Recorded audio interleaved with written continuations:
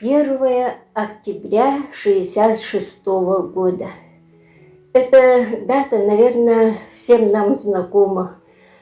Мы с Большим и раньше уже, наверное, ждали этого события, когда в нашей стране, в нашей республике откроется республиканская детская библиотека.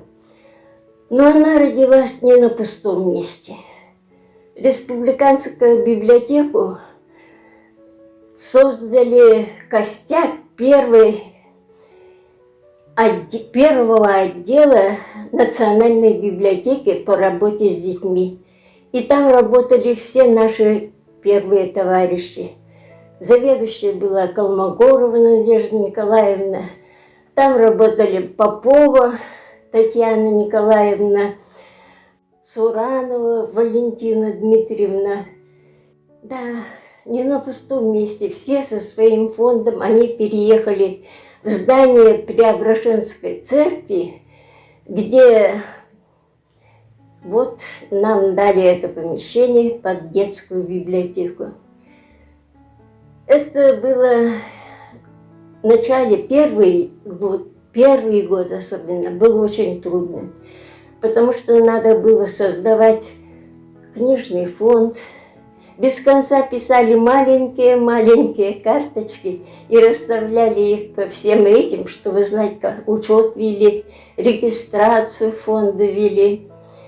И вот когда началось торжественное открытие работы с детьми, то это было большое событие для нашего города. Первый наш директор, Шапунова Зинаида Александровна, она сама ленинградка, но много времени работала у нас в Якутии, и когда вышла на пенсию, ее назначили директором Республиканской детской библиотеки. Это была суровая женщина, может быть, суровая для нас, но это тоже сыграло большую роль в том, что она была очень хорошим организатором, очень любила дисциплину, и поэтому коллектив сразу же вошел в рабочий ритм. Зинаиде Александровне мы можем сказать большое спасибо за то, что она создала первый костяк Республиканской детской библиотеки. И очень заботилась о том, чтобы кадры были у ней крепкие, достойные, хорошие и, главное, профессионалы. И поэтому, как только она стала работать, она сразу же отправила учиться наших девочек, Кирову Галину Андреевну, Горбунову Валентину Николаевну, Парникову Зою Афанасьевну в институты. И девочки достойно закончили этот институт и вернулись обратно к нам.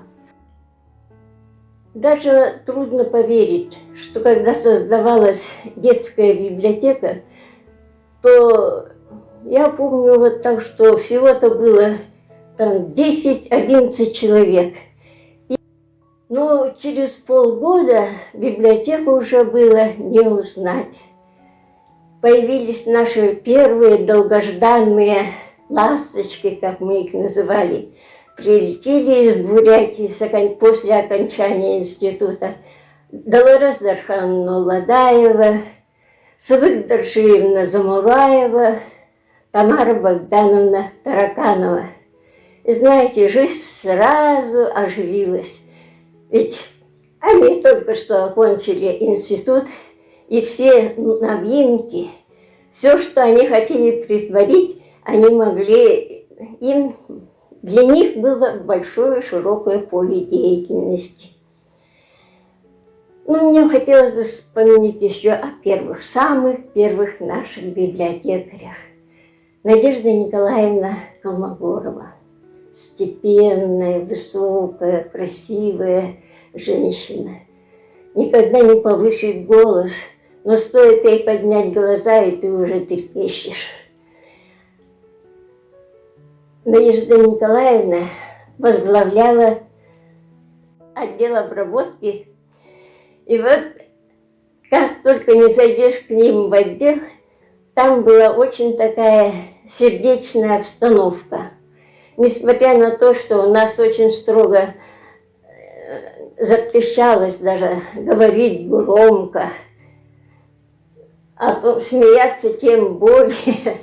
А мы все были молодые, смешливые. Нам было это как-то немножко не по себе, и вот мы отходили в кабинете у Надежды Николаевны. Надежда Николаевна по-особому к каждому подходила. С каждым она говорила, и она была до конца, пока работала в своей жизни, председателем местного комитета профсоюзов. С ней вместе работала Сантаева Мария Егоровна.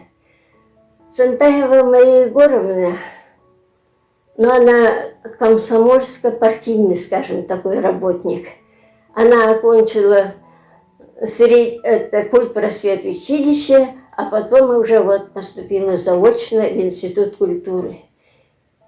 Поступить в институт заочно, работать, имея 3 детей, я думаю, это очень трудно и очень сложно. Но это она всегда как-то выходила из этого положения, всегда была добродушной, веселой, всегда у нее хорошее настроение, которое передавалось и нам.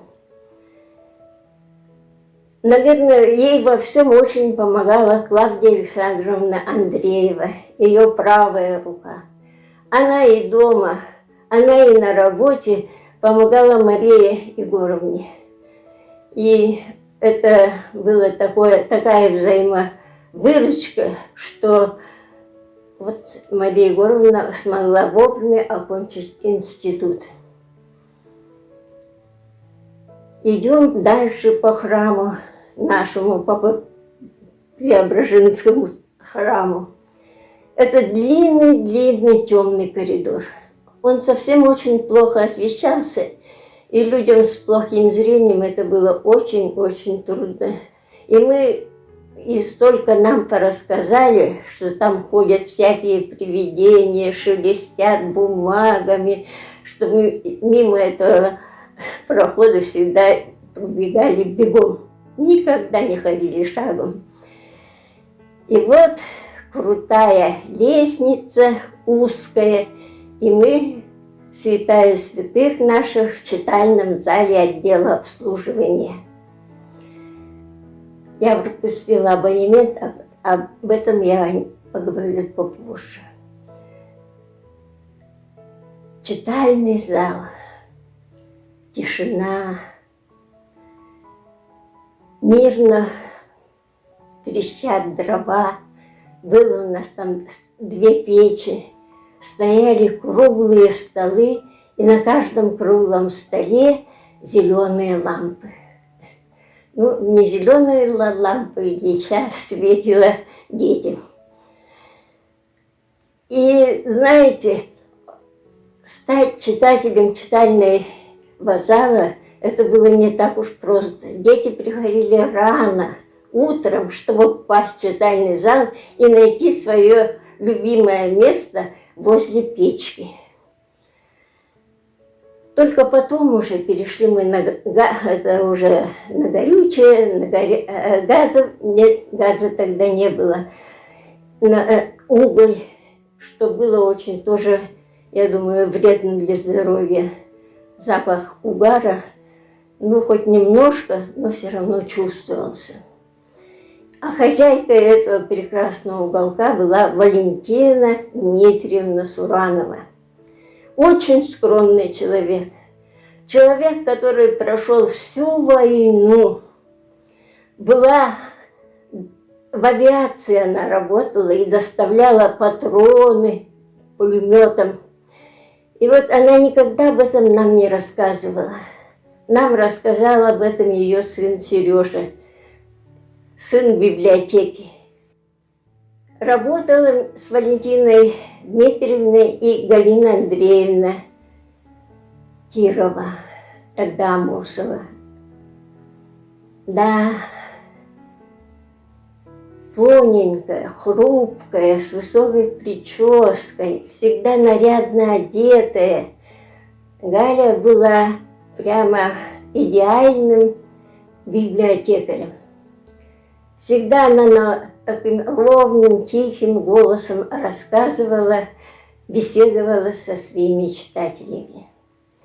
Но если посудить, 300 человек в день, это ведь много обслуживать столько людей. И для всех каждое найдется приветливое слово, хорошая книга. Ребята приходили в читальный зал не только читать интересные книги, но и заниматься. Писали сочинения, доклады. Тогда книга была в большом почете.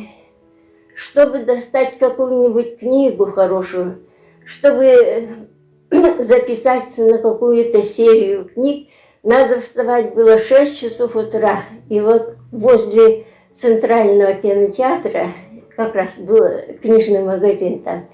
И вот мы там стояли всю ночь, чтобы достать какую-то книгу.